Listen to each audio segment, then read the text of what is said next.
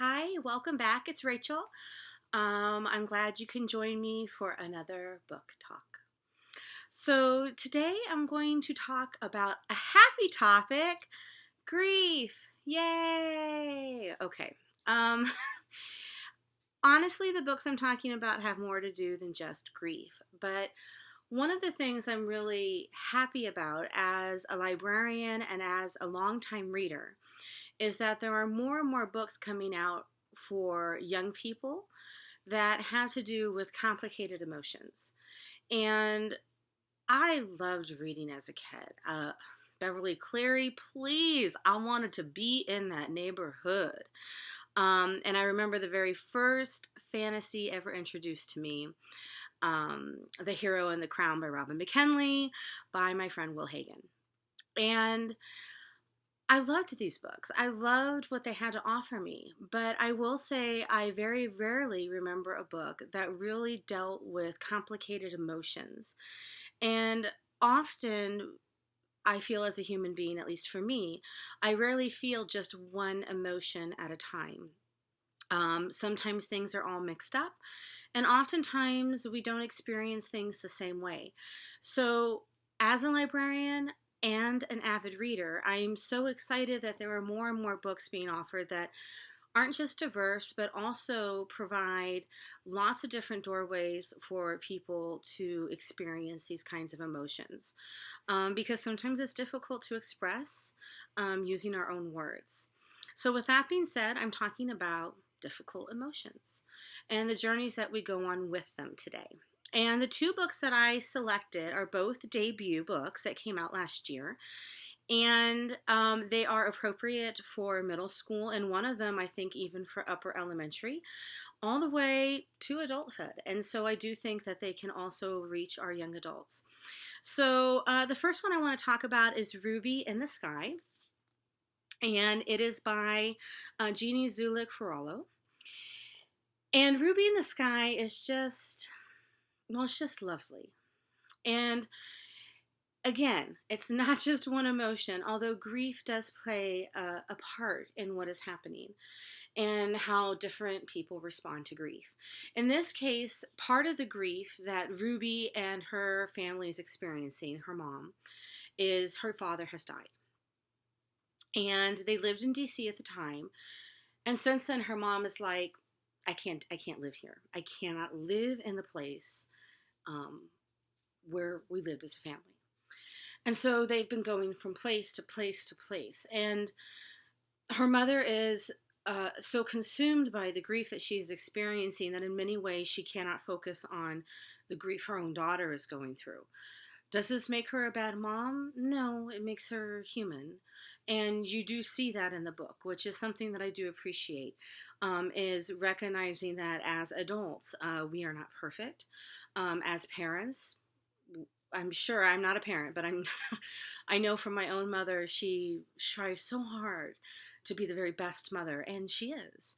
But by no means are any of us ever perfect. And so, wrapped up in her own grief, she doesn't see the impact it's having on Ruby, and that Ruby herself is grieving. So they go from place to place to place to place, where basically Ruby, you see here, she's got her little dog.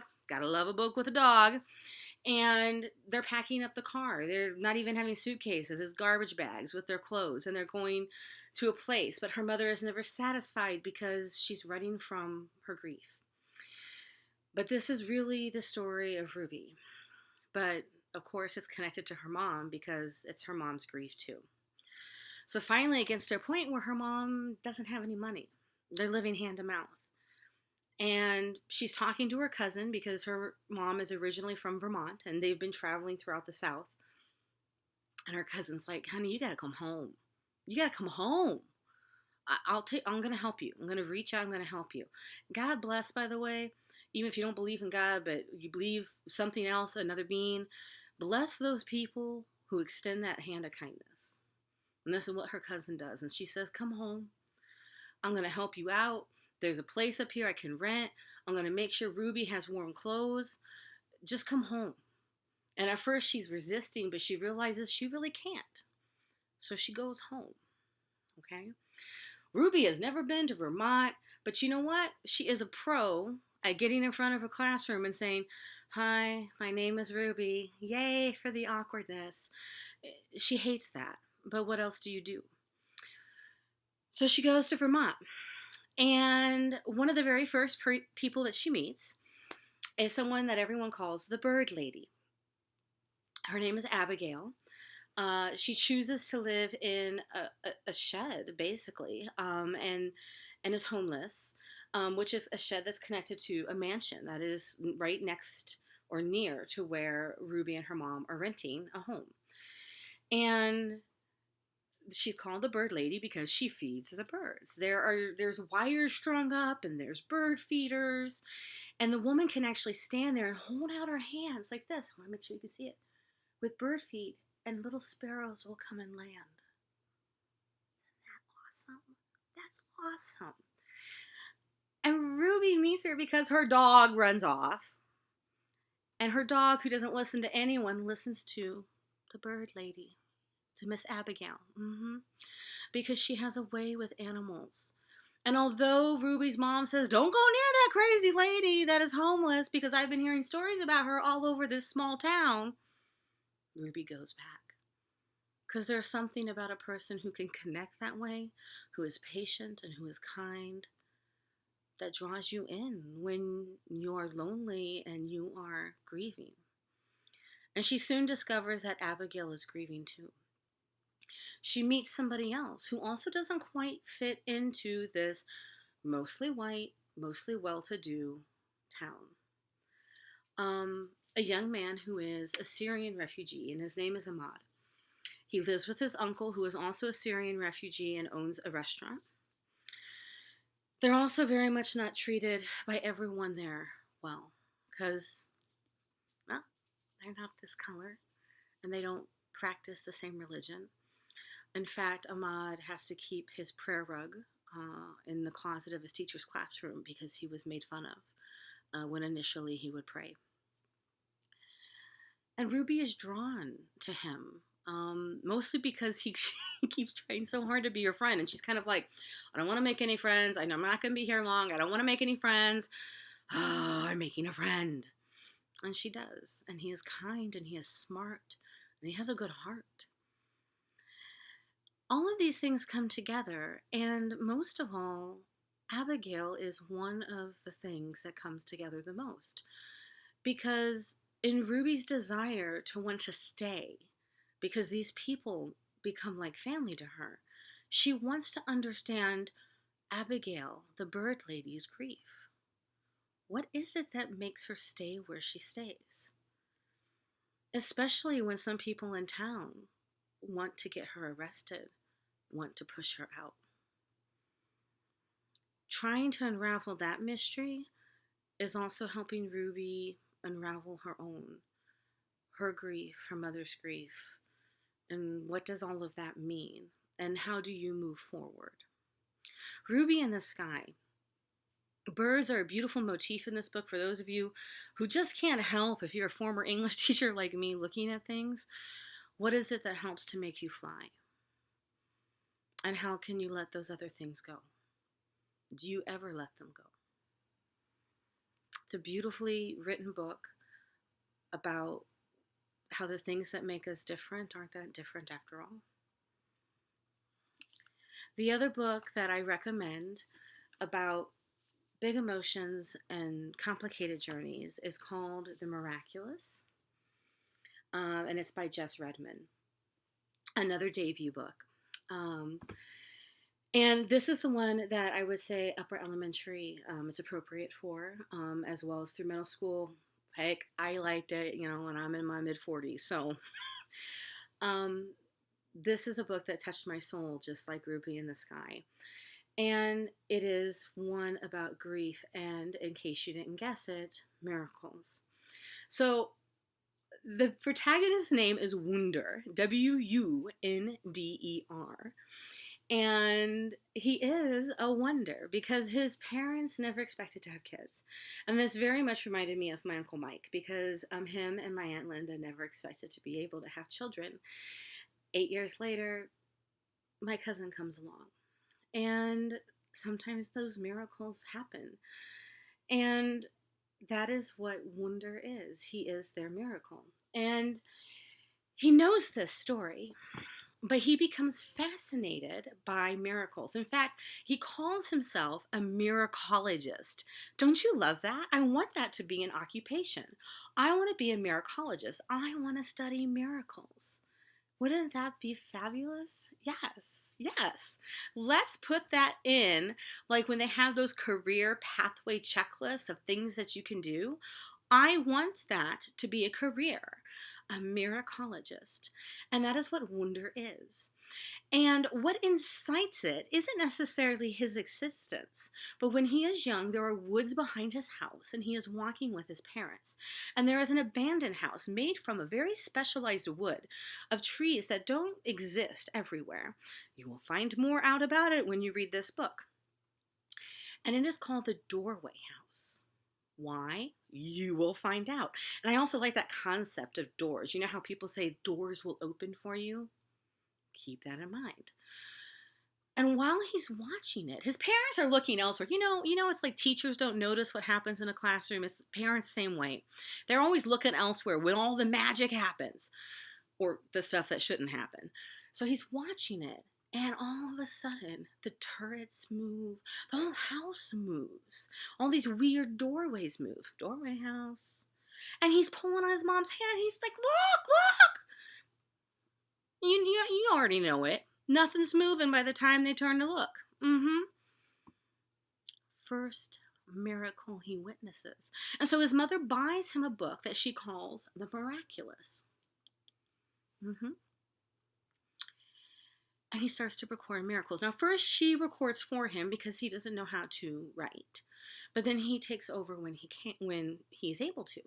And he starts studying miracles. We're talking the great saints, things he reads about. And then he even takes every day the local newspaper and he reads, he scans, and every day he finds a miracle. Can you imagine? Take your local paper every single day and you can find a miracle. That is what wonder does. For example, a house burns down and the entire family is saved because their dog barks. They think nothing of it. He thinks, miracle. Your dog barked, you were saved. It's a miracle. Yes, you lost your house, but your lives were saved because of a miracle. Your dog.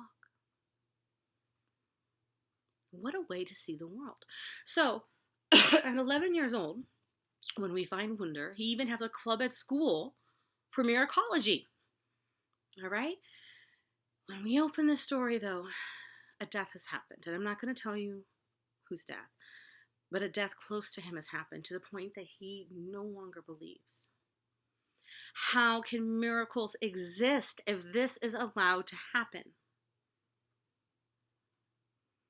Now, many of us have been in this position in our lives, right? How can this happen? Right? If there is a God, how can this happen?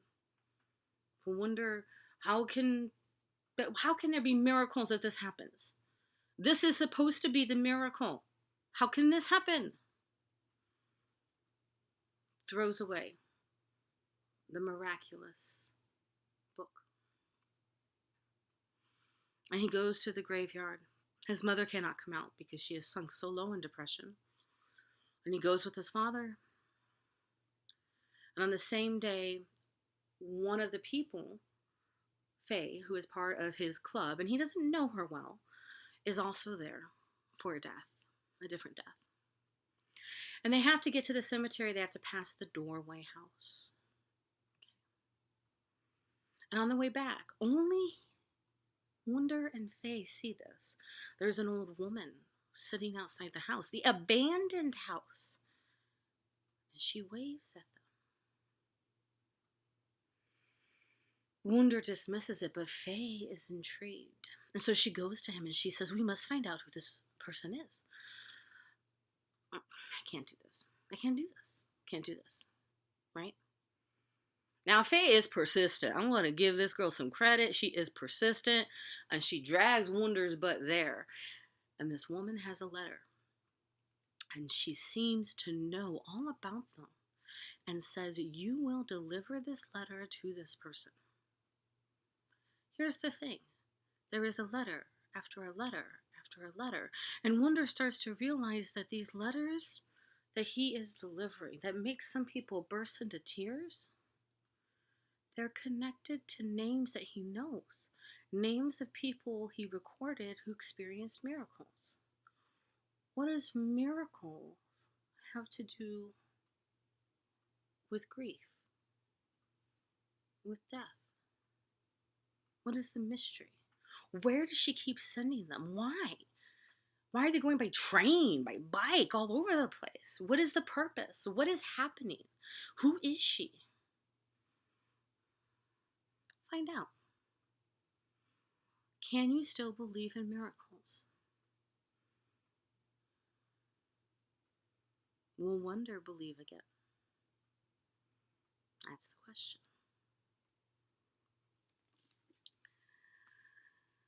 Emotions are complicated.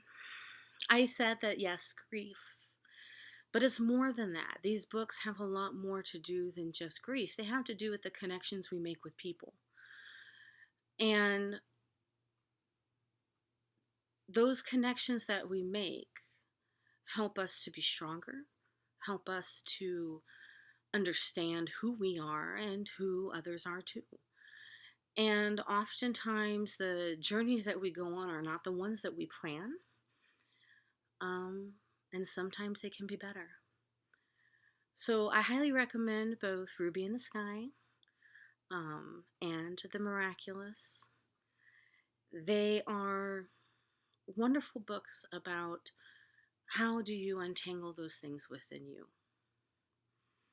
Remember, we all have different stories, and your story is special. Until then, keep reading and take care. Thank you.